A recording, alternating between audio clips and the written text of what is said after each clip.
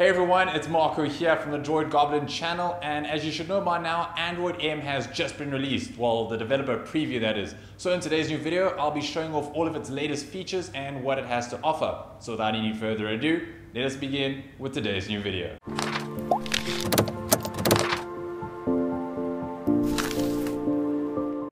Alright, great. So let's see what the Android M developer preview is all about. I'll start off with this lock screen now. Not much has changed except that you get a new font for the clock as well as the date.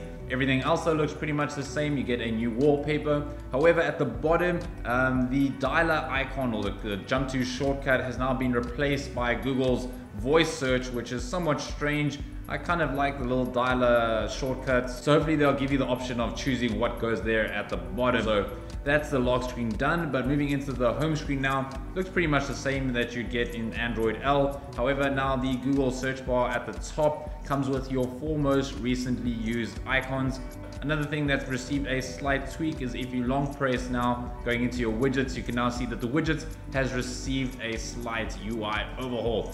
You get vertical scrolling, and if there's more than 1 or 2 options to choose from, then you get to horizontally scroll and then select a widget from there. So quite neat and handy that they've included that. However, probably one of the biggest changes you'll notice in the Google Now launcher is the app drawer. Yes, that's right, you now get vertical scrolling, which is quite a change. Everyone's pretty much just gotten used to the horizontal scrolling in Android Lollipop, so it's a bit strange why they decided to go for the vertical scrolling. You also get the 4 most recently used icons at the top, as well as the neat little search bar that you can search for whatever app that you may desire just by typing in a letter from the keyboard.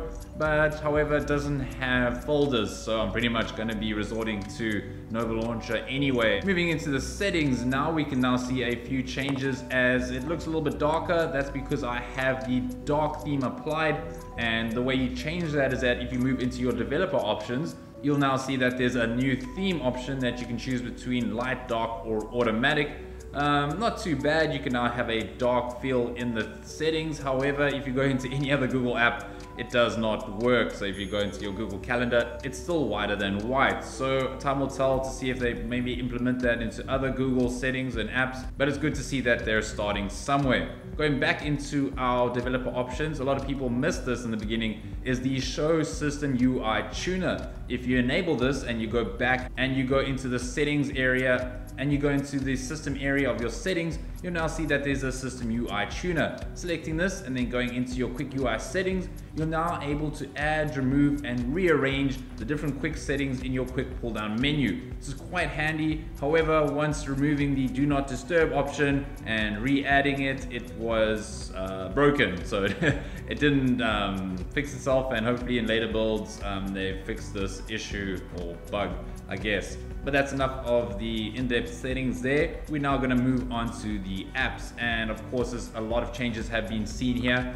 If we go into our advanced settings and then into our memory settings, we now see that Google have added in individual memory performances or performance statistics for every individual app. For example, if I go into Facebook now, I can now see the average as well as the maximum memory usage or RAM usage for Facebook. So it's quite interesting to see that they've implemented this. Great for the power users out there. Something else now that they've also added in is the deep linking for individual apps. So for example, if you go into YouTube and you go into your opens by default option here, you can now change apps to say if you want to ask them each time what you want to open it in. So pretty cool there. Going back into our advanced settings though, one of the things that people have been highlighting a lot in the Google I/O is the app permissions. Yes, it's now been bundled into individual categories here.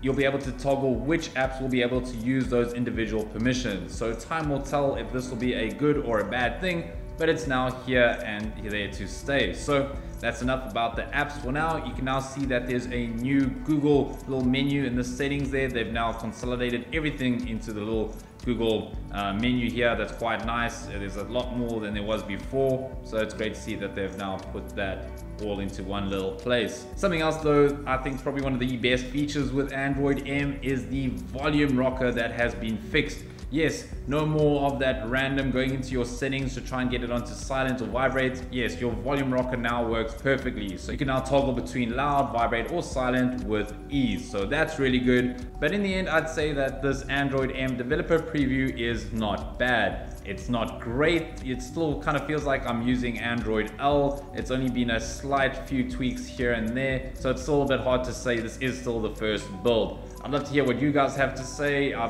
haven't really noticed any slowdown in performance. It's really slick and smooth and there's been no crashes as of yet. But that wraps up this video of the new features of Android M, or the developer preview that is, and I cannot wait to see what's coming up next in the upcoming builds.